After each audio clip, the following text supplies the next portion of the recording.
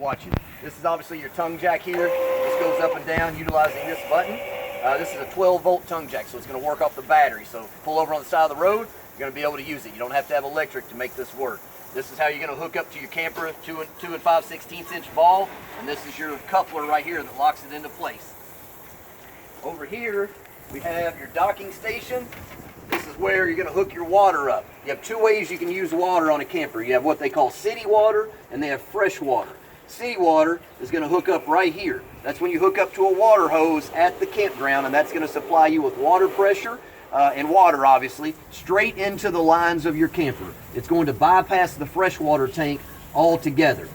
If you want it, and you have to have it in the city position, which shows in this picture right here in city with this valve.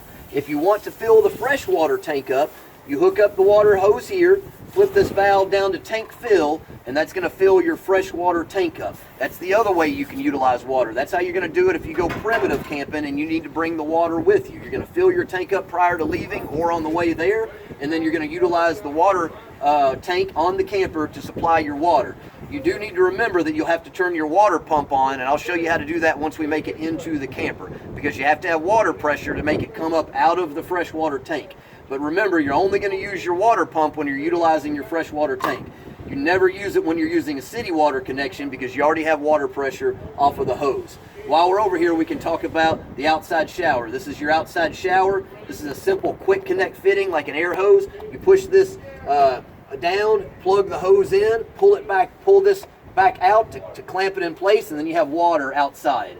This is an extra key for this lock. You'll have another key on your set of your key ring with your keys. One last thing in this compartment, you have what's called a black tank flush. After you're done dumping your black tank, which we'll show you how to do in just a second, you can actually take your water hose, hook it up to here, and you can turn the water on, and it will spray water into the black tank and have it come down into the septic port at the campground there for you. One thing you do need to remember, though, is you do need to make sure that your black valves are open on your dump tank, which I'll show you how to do in just a minute. Obviously, you don't want to spray water in there and overflow the sewage into your camper. So you need to make sure that you have the black tank open, and I'll show you how to do that in just a second. This is a Furrion solar charge port.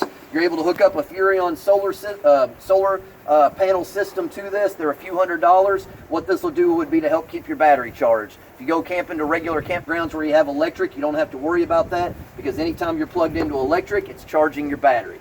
So that's how you charge your battery on a camper. One other thing in here, Tim can get a picture in here of it for you, is you've got a battery disconnect switch here. That red switch, the battery disconnect. What that's going to do is when you put this in storage, make sure you turn this battery disconnect switch on, because what that's going to do, it's going to shut down your batteries, and you'll have nothing that's going to pull the batteries down while you're in storage. So you'll need to make sure you're putting that on anytime you're in storage. You got a light in here, and you also have a heated holding tank system here. These 3 buttons are for your fresh, your gray, and your black. Your freshwater tank is the water tank if you wanted to bring water with you. The gray water tank is your water runoff from your sinks and shower.